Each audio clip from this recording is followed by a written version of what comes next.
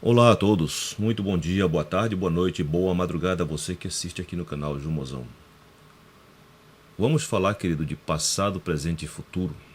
Vamos falar da nossa vida aqui nesse Brasil, Brasil que vive por constantes mudanças.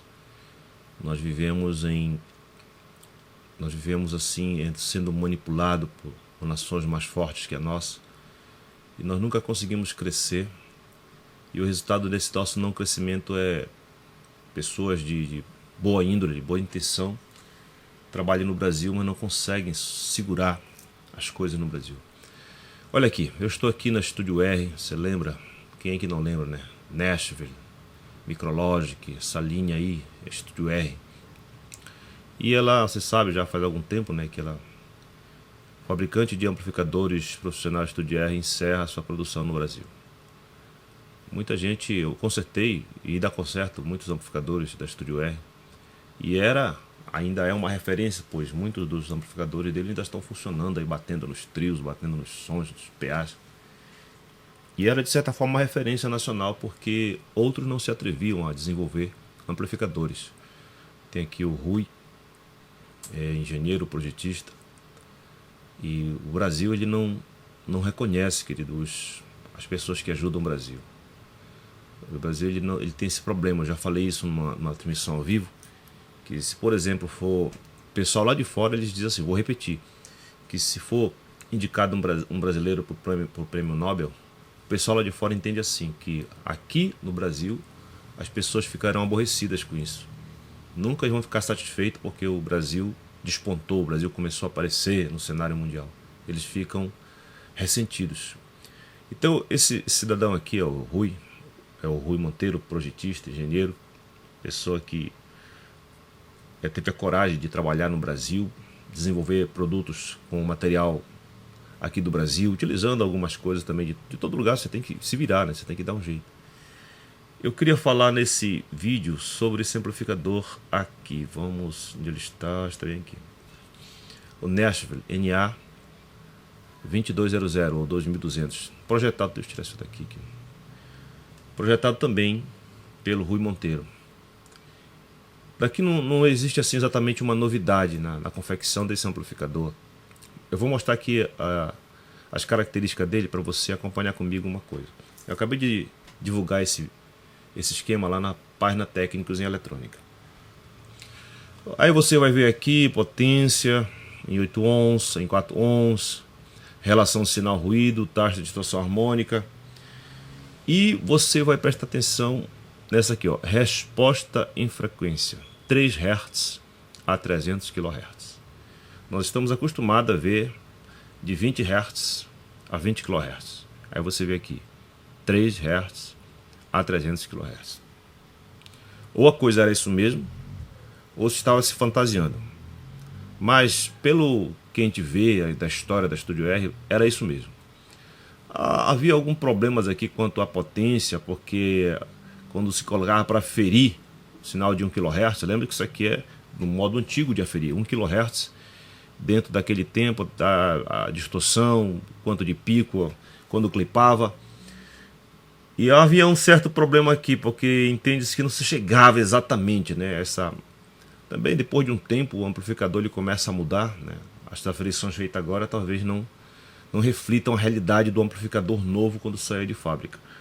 Bom, não posso nem defender nem contradizer, eu só sei que atualmente as aferições não comparam exatamente com isso aqui, mas era um amplificador muito potente para a época, quando saiu a década de 80, 90, 325 watts em 4 ohms, mas o que chama a nossa atenção, o que chama a minha atenção particularmente, é essa resposta de frequência aqui, olha querido, 3 Hz a 300 kHz. Aí tá bem, essa resposta de frequência do teto superior é muito alta. A gente vem estudar aqui o que será, o que poderia ser a razão dessa resposta de frequência tão alta. Resposta de frequência de atingir 300 kHz. Inclusive eu tenho vídeos aqui mostrando que esse circuito bem aqui, deixa eu botar, esse circuito bem aqui, o circuito RL, às vezes é dimensionado inclusive para barrar a possibilidade de frequências dessa natureza adentrarem aqui no amplificador diferencial. O diferencial dessa potência, ele é separado, ele é duplo diferencial. Cada diferencial se responsabiliza por um semiciclo, ou seja, o que esse aqui fizer, ele não precisará de referências do outro. Cada um vai tomar fazer o que é da sua competência e lançar para o seu respectivo amplificador de tensão. Agora veja uma coisa, ele utilizou os BF422. Eu não posso lhe falar que se foi, por exemplo, ele viu isso primeiro ou já tem outros amplificadores, que eu não conheço tudo, né? Eu não conheço tudo. Então, mais uma coisa interessante do BF422 eu vou mostrar para vocês. Eu baixei aqui, eu estou com o PDF do 423, que é só você colocar para NPN que você vai entender tudo a mesma coisa praticamente. Olha aqui, nós temos uma frequência de transição desse transistor, olha aqui, 10 MHz. Inclusive, esse transistor, ele era muito utilizado nos amplificadores de vídeo das televisores antigos de tubo, TRC, porque ele era capaz de oscilar a altíssimas frequências. E aí eu começo a pensar, bem, ele afirma aqui que o amplificador atinge 300 kHz. Aí o meu olho, ele vem para cá, para onde começa a coisa. Aí eu começo a interpretar, será que é por isso que ele utilizou o BF422, porque ele tem uma ampla faixa de atuação, ele não tem problemas capacitivos em trabalhar em alta frequência? Você deve saber isso, quando você tem um transistor e põe ele no circuito de alta frequência, há problemas capacitivos, ou seja, tempo de recuperação, os próprios terminais, e que geram capacitâncias que pode anular, lançar para praticamente zero a amplificação do transistor, se esses elementos capacitivos cancelarem o que ele iria amplificar. Aí ele escolhe um transistor com um teto bem grande, bem alto de frequência. Aí eu penso, pode ser por isso.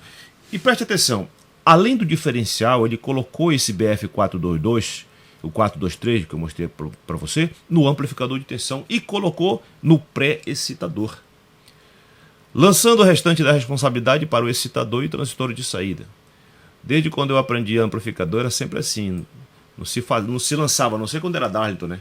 Mas tinha um amplificador de tensão, excitador, pré-excitador e excitador, e chegava assim nos saídas. Então eu vejo essa curiosidade aqui, né, o fato de usar um transistor com uma área de operação muito ampla, para amplificador de vídeo inclusive, e vejo mais uma coisa curiosa aqui com você, eu estou falando isso para você entender a engenharia brasileira. Ele pegou, você sabe que a gente coloca a corrente idle bem aqui, né? Aquela corrente de repouso que nós chamamos, ociosa, idle também. Você vai encontrar corrente quiescente, corrente ociosa, corrente de repouso, vários nomes, depende de quem está ensinando. Então, nós sempre estamos acostumados a pegar aqui no amplificador de tensão, né? Aí ele pega, faz o elo aqui entre um BC550, que é um transistor de baixo ruído, o par dele é 49, e coloca a proteção térmica na base desse transistor aqui. Olha, ele pega o N4148, aquele transistor, aquele diodo pequenininho para 75 volts, tensão reversa, e coloca na base do transistor e utiliza ele como proteção térmica. Esse diodo aqui, ele tem um teto relativamente alto, mas não é o caso aqui de pensar nele como trabalhando em alta frequência, porque aqui foi mais a questão dele pegar antes da coisa acontecer. Ele fez a proteção térmica antes dos amplificadores manifestarem a corrente quiescente aqui. Ele fez antes, porque quem vai permitir que a corrente quiescente seja alta ou baixa é exatamente a temperatura nesses diodos aqui. Ele colocou 3 em sequência. Ele deu um distanciamento. Existe um cálculo aqui que nesse esquema pelo menos não está revelado. Eu estou sem uma placa aqui, olha. Nesse resistor que vai estabelecer, parece que é um resistor já calculado para ficar aqui, você vê que não tem trimpotes, e um cálculo também, deixa eu mostrar aqui para você, tem um capacitor bem aqui que é calculado, cadê justamente o de elo, esse aqui, ó, eu não sei qual é o valor dele nesse circuito aqui, quem tiver um acesso, puder informar qual é o valor preciso, que isso aqui você sabe que é um capacitor Miller, é um capacitor de equilíbrio, já expliquei a razão dele, está lá no Machine. Mas, querido, eu trago essa observação para que você que esteja me ouvindo aí, você estude, querido, não perca a esperança no Brasil, por exemplo, porque ele fechou, né? fechou o Estúdio R, ou seja, parou de vender amplificador. O pessoal que desenvolveu o Classe D praticamente lavou os trios elétricos, está tudo Classe D, e o Classe D ele conta com fonte chaveada, ele conta com sistema de recuperação diferenciado, e o Brasil passou por muitos problemas econômicos, que ele cita aqui, eu já li os artigos dele, que lançou a Estúdio R para uma situação de impossibilidade de trabalhar, sustentar os funcionários, manter a empresa com fôlego. Eles estavam para vender para uma empresa portuguesa. Deixa eu ver aqui. Deixa eu ver onde é que está aqui a situação. Era um pessoal de Portugal que ia comprar aqui, ó. Aqui, ó. A saber, recentemente o Estúdio R estava prestes a receber investimento de um grupo português que iria alavancar a internacionalização da marca e dar fôlego no capital de giro. Entretanto, com o rebaixamento da nota, aquele banco que só faz destruir o país, aquela empresa que só faz medir, e quando eles querem quebrar o país eles dizem que está baixo, esse pessoal aqui, Standard & Poor's, que tirou o país da lista de bons pagadores de dívida. Estes investidores acabaram segurando o processo de aquisição, olha, seria perdida aquilo que o brasileiro produziu, até o Brasil melhorasse o risco, explicou Monteiro. Então, querido, eu estou aqui lhe incentivando a que você não perca a sua esperança, continue estudando. Nós estamos preparando um vídeo com os amigos aqui do YouTube que trabalham com eletrônica, para nós mostrarmos para vocês que a saída é estudar. A saída é estudar. Porque aí você vai dizer, mas ele estudou e a empresa não segurou. É estudar mais ainda, querido. É estudar mais ainda, porque quem chega na frente, ele diz como é que vai ser o caminho. Quem chega na frente, ele diz como é que vai ser o caminho. E se você não tiver essa mentalidade de estudar, tudo bem, você vem aqui no YouTube, né? Você pega um vídeo, aí aprende alguma coisa, mas não se dê por satisfeito. Examine mais ainda. Tá, eu estou comentando aqui, por exemplo, como é que esse amplificador tem a ousadia de dizer que ele chega a 300 kHz. Aí eu não vou olhar para cá, eu vou olhar para cá para o início, vou olhar qual é o teto de frequência dos transistores, se bem que muitos transistores chegam a mais do que isso, né? Mas para ele dizer isso, e olha, presta atenção aqui no 22PF, olha, um capacitor bem baixo, eu já vi amplificadores com 10PF aqui, ou seja, ele confia que as oscilações não acontecerão aqui nesse amplificador. Não sei qual é o desenho da placa, eu já expliquei para você que se trilhas estiverem perto, elas podem ser interpretadas pela energia elétrica como um indutor, como capacitor e tudo aquilo. Então existe todo um desenho da placa para você poder dimensionar esse capacitor aqui. Porque se o desenho da placa não for dos melhores, esse capacitor aqui estaria baixo, muito baixo. Oscilações outras poderiam acontecer aqui. Sim, como é que eu chego a essa conclusão? Como é que eu posso falar essas coisas para você? Eu posso filosofar, entre aspas, sobre essa questão do circuito? Tem que estudar, você tem que conhecer a coisa intrínseca do componente. E você precisa estudar, você não se dê por vencido. Sabe, querido? Não assista aqui no YouTube, você aprende alguma coisa. Mas não se dê por satisfeito apenas com essa literatura, com esse vídeo que você assistiu. Vá mais adiante. Procure aprender, faça as suas experiências com os recursos que você tem. Sabe? Quando você fizer a pergunta, faça a pergunta que quando der para responder, te responde. Aí se você a resposta aqui no meu canal não lhe satisfez, vá nos outros amigos que estão aí também trabalhando, expondo, para ver se o Brasil cresce. O Brasil não fica nessa situação que toda vida que a gente vai crescer, aí vem um golpe contra a nação brasileira. Toda a vida já está assim um tempão. E é fácil de dar o golpe no Brasil por causa que basta você subornar uns cabeças aí, pronto. Aí o Brasil que iria despontar, que ia crescer e investir no próprio país, obrigar as empresas a empregar os funcionários daqui do país, aí tudo isso cancela-se, faz-se leis, inclusive para perdoar dívidas, para isentar de imposto. Aí o Brasil não cresce, aí não dá para investir na própria nação. Aí o que acontece é isso que você está vendo aqui. Uma empresa muito boa, um material muito bom, amplificadores de qualidade. Aí não dá para sustentar porque a economia da nação brasileira ela é muito instável e suscetível aos golpes que a gente passa. O brasileiro ainda não aprendeu a olhar para o Brasil.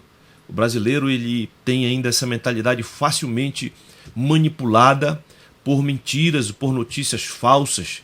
E se você não se vê olhar para o Brasil, querido, estudar para o Brasil melhorar. Então você precisa ter entendimento, você precisa ter conhecimento, estude além das fronteiras.